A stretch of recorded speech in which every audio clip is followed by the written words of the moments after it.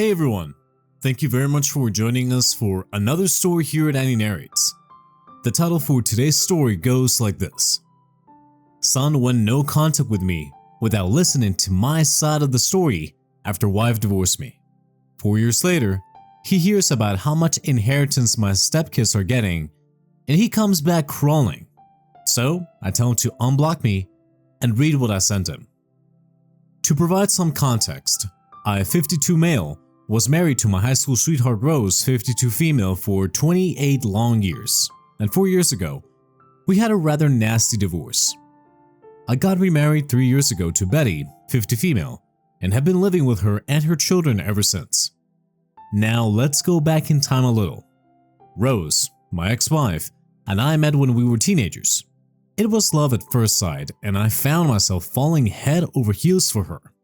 I mustered up the courage a few months after knowing her and asked her on a date, and to my surprise, she said yes. We courted for 3 years before I popped the question. We tied the knot when we were only 20 years old. A lot of you might think that we were too young to get married, and I agree. 20 is definitely too young, but we were so in love with each other and the urge to be together was so strong that we didn't care about anything else at that point of time. Our initial years of marriage were blissful. I got a job working as a journalist in a news agency while Rose worked as a receptionist. We weren't making tons of money, but we were able to afford a small but beautiful home, our first house. Everything was perfect. Despite our busy schedules, Rose and I would make it a point to meet and share at least one meal a day, and go on small dates to keep the romance alive. I got the best news of my life when Rose told me that she was pregnant 6 years into our marriage. Yes, I was absolutely terrified, not because of the baby, but because I was so worried that I was going to be a terrible father. Every new dad feels this way. That day, I made up my mind to make sure that I would do everything just to make sure that my child was happy and safe. Rose gave birth to our son Jordan, 25 male. The minute I held him in my arms, I knew that I had made a new best friend.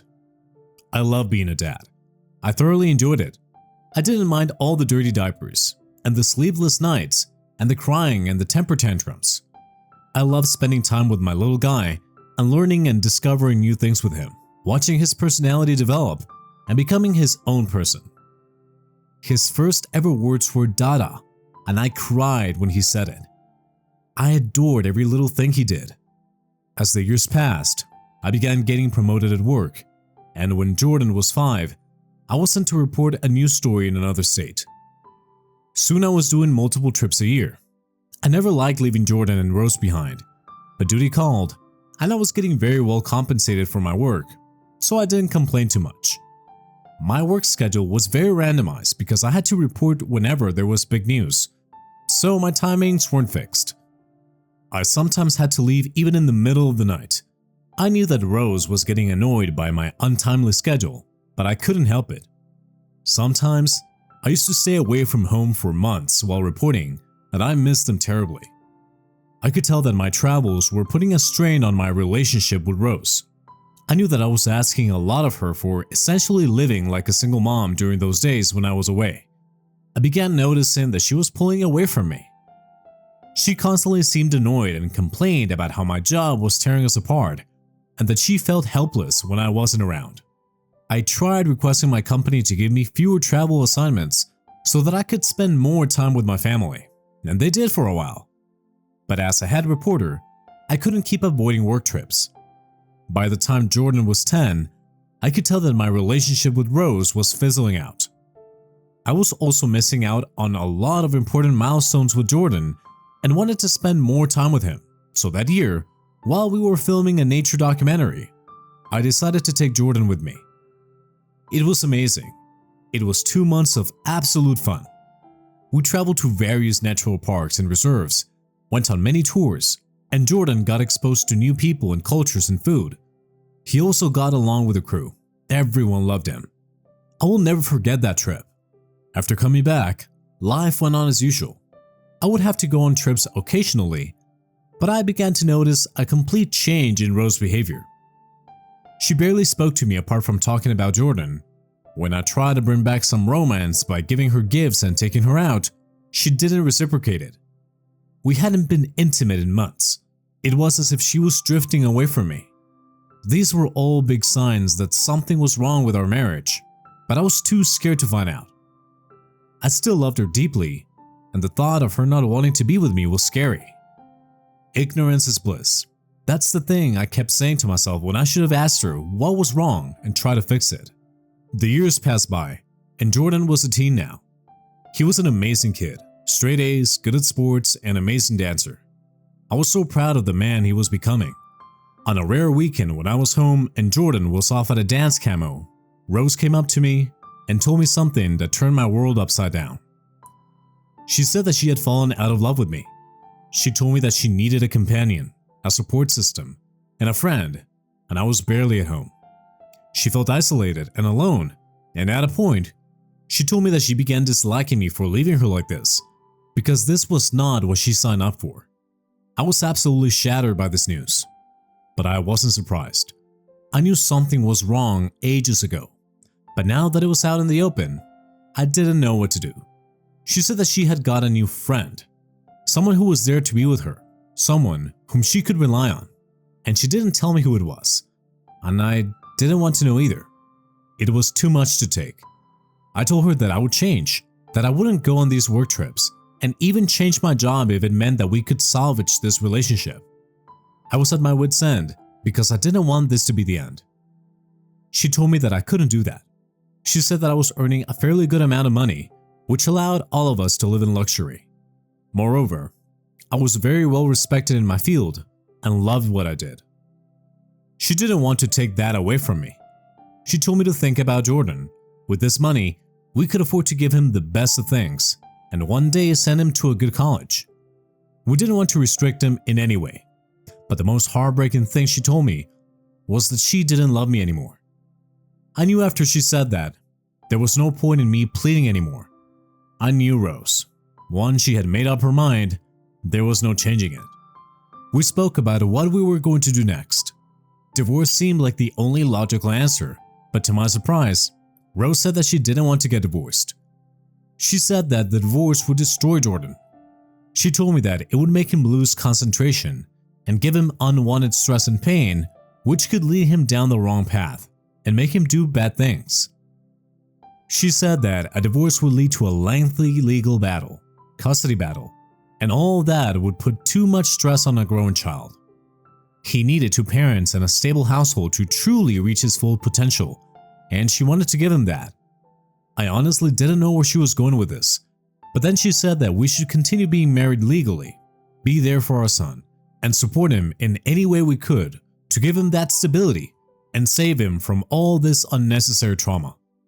We could continue being friends and co-parent, but we could have our own separate personal lives, even meet new people, and once Jordan was old enough and settled, we could legally get a divorce. Now, I know what you must be thinking. I was thinking that too. I thought that she was being crazy by even suggesting this, but the more I thought about it, the more I understood her. I was a child of divorce and it was ugly. My parents fought all the time. The divorce was extremely taxing on all of us. I had to choose between my parents and ultimately ruined a lot of relationships. I never wanted Jordan to face that. Moreover, call me an idiot, I thought that I could still win Rose back. I truly believed that if we didn't get divorced, I could show her that I was the right person and get her to fall back in love with me. So, I agreed. We decided to stay together, but very platonically and mainly for our son. Jordan had no idea about this, or if he did, he certainly didn't tell us. It took me a while to get used to this new lifestyle. On the outside, we were the same. We would still go out on family outings, attend all of Jordan's games and shows, PTAs, everything, but privately, Rose and I were more like friends than a married couple. I tried my best to win her back, but it was clear that she wasn't interested, no matter what I did. I tried reminiscing about the old days and how much fun we used to have, even watching our wedding video together, but nothing I did could rekindle that spark that had long been extinguished. After about a year of this arrangement, I came to know that Rose was romantically interested in her quote-unquote friend, and that's when I truly lost hope of us ever getting back together. I had only ever been with Rose since we were teenagers. I hadn't even thought about other women romantically, but seeing that she was moving on, I realized that for the first time in decades, I could too. The whole thing felt bizarre to me. I mean, legally, I was still married to Rose, and I still did care about her. But her indifference to me had also made me less fond of her. It felt wrong to search for romantic prospects, but technically, I wasn't doing anything wrong. That's when I met Betty, who is now my current wife. She was one of my co-workers, and over the years, we had gotten pretty close. She was one of the only people who knew about my situation with Rose and had been a huge support to me during that time. I was very hesitant to start a new romantic relationship because it still felt wrong, but I couldn't help it. I was in love with Betty, and I could see myself with her for the rest of my life. She had 2 amazing sons from a previous marriage. I met them, and we got along pretty well. By the time Jordan was in high school, there was no romance between Rose and I anymore. I was completely invested in my relationship with Betty, and it looked like Rose was in a relationship of her own. But we always made sure to be there for Jordan. I took lengthier trips and sometimes spent half a year abroad. I noticed that whenever I came back, the relationship between Jordan and me seemed to weaken. He used to always be so excited to see me, spend time with me, and do fun activities. But lately, something had changed between us, and he just kept acting different and less friendly. I just felt that he was a teen now, and it was normal to not be as close as we used to be. After a couple of more years, I felt that it was time to finalize the divorce with Rose. The whole point of this was to make sure that Jordan was okay, and he was. He was about to graduate school and had already been accepted to college. When I brought this up to Rose, she said that he was still too young and college was so important. She told me that I could go ahead with my life, even live with Betty, because Jordan wasn't going to be around, and that we could legally separate after Jordan finished college. I disagreed. I didn't want to lie to Jordan anymore, and I felt that he wasn't mature enough to handle the truth. I wanted to introduce him to Betty and her sons. I wanted him to have a good relationship with them. I was tired of living this double life for years now, and I didn't want to make Jordan feel betrayed. I told her that I would wait until Jordan went to college, and then I would come clean. Rose was not happy. She protested, but I had made up my mind. The thing is, once Jordan went off to college, it became very hard to contact him. I would call him a few times a week, only to have very indifferent conversations from his side. He stopped replying to my text. Whenever I thought that he was coming home for the holidays, Rose would call me and tell me that he was spending it elsewhere. After a while, I got very suspicious. Jordan never behaved this way before. The only information I got about him was from Rose, and she kept making excuses for his absence. Worried, I decided to visit him at college. He seemed surprised to see me, but for the first time, I saw anger in his gaze. I went to hug him, but he pushed me off. I was stunned. I tried asking him what was wrong, but he told me that he didn't want to talk to me and that he would call me later. I kept persisting before he finally broke down and started yelling at me, saying that he knew everything. He told me that Rose had told him that I had been cheating on her for years and that I had another family that I hid from him. He said that I took advantage of his mother's kindness and betrayed her because I was unfaithful, all the while acting as if I loved her.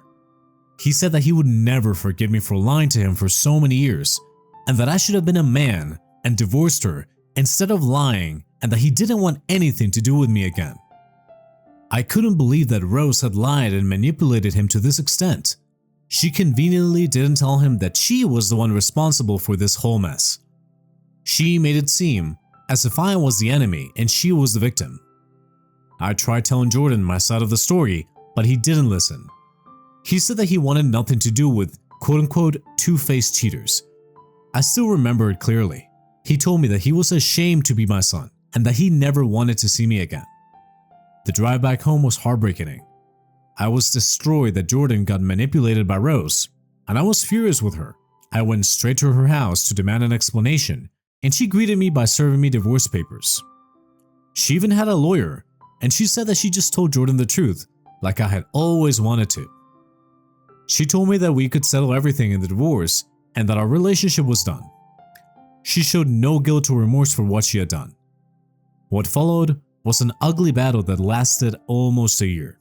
We didn't sign a prenup when we got married, so Rose got half my money, including the house. She also got Jordan's trust fund, the one I set up for him when he was a kid. That money, it was a lot of money, solely belonged to Jordan, but since he wanted nothing to do with me, Rose was in charge of it. It felt like a burden was lifted off me after the divorce. I was finally able to be my true self without lying all the time. Jordan never came to any of the trials. He never called or texted. I never saw him, but I knew that he was in contact with his mom. After a few months, he blocked me completely from his life. I was heartbroken, but I wanted him to know my side of the story, so one day I wrote him a long email detailing everything. From the time Rose told me about her affair, how she didn't love me anymore, and the agreement that we made. How I tried and failed to win her back. About Betty and her kids. About the dilemma I faced because of all the lying. About how she manipulated him to get him on her side. Everything. I didn't hold back.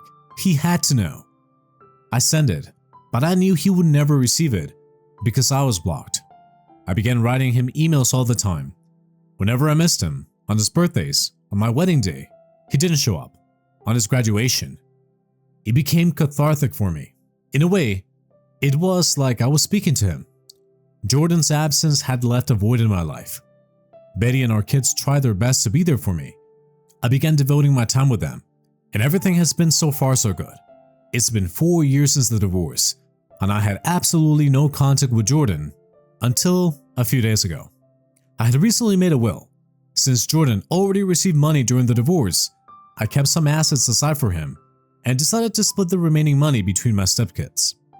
About a month after finalizing the will, I got a call from Jordan asking me why he got so little in my will compared to the other kids. I was shocked to hear him after so long. I told him that since he got money from his trust fund, the house, and the other assets, I felt that it was only fair that my stepkids got money too. Jordan sounded surprised and told me that he only got $20,000 from the divorce. I had left way more to his name, and that's when I realized that Rose didn't give him his money. Now I was angry at both Jordan and Rose. The only time he called me in 4 years was to ask why he didn't get enough money. Was that all I was to him? He still thought that I was the enemy. I told him to unblock me and read the hundreds of emails I sent him before judging me, and then see who the real problem was, and slammed the phone. I was still so angry. I'm calling my lawyers to investigate where the money is. Am I the a-hole for yelling at my son after so long? Hello, I have an update for you since many of you want to know more. I met Jordan yesterday. This was the first time I saw him in nearly 5 years, and I cried. He has grown so much. I just looked at him in silence, trying to absorb every moment. He had finally read all those emails I sent him, and he called me a few days ago in tears, begging me to forgive him and saying that he was sorry for not listening to me when he had the chance. He booked tickets to see me the same night because he wanted to apologize to me in person and make up for lost time. It was as if all the anger dissipated the minute I saw Jordan. I realized that it was never his fault. His mother had told him such lies about me. He recounted what happened.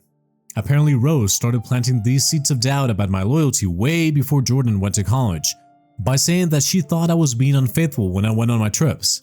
Later, after that argument that I had with her when he went to college, she called him up and told him that I was a cheater and a liar, and that I had been emotionally abusing her and forcing her to stay married to me for years. She painted me in such a terrible light while making herself the helpless victim. It was diabolical. No wonder Jordan didn't want anything to do with me.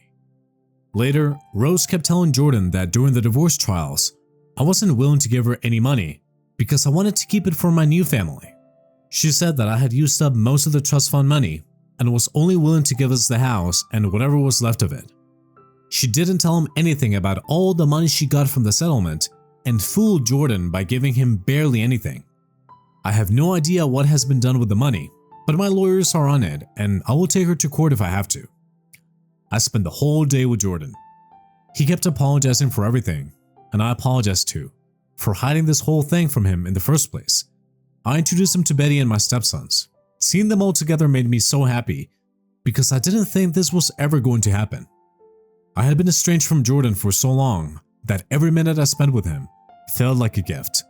He also gave me some great news. I was going to become a grandpa. Jordan and his fiancée were expecting. I'm still trying to process everything that happened. I don't know what the future holds, but I'm glad that no matter what, Jordan will be a part of it. Hello. Many of you are accusing Jordan of taking advantage of me by saying that the only reason he called me was because of the money. What you're forgetting is that he is a victim too. His mother lied to him about everything, made him choose sides, portrayed me as a terrible person, and even took away the money that was rightfully his. He isn't taking advantage of me. He didn't know any of this. I would appreciate it if you stopped villainizing my son. I took my lawyers along with Jordan to meet Rose. We told her that we knew everything and the gig was up. Jordan was angrier than I was.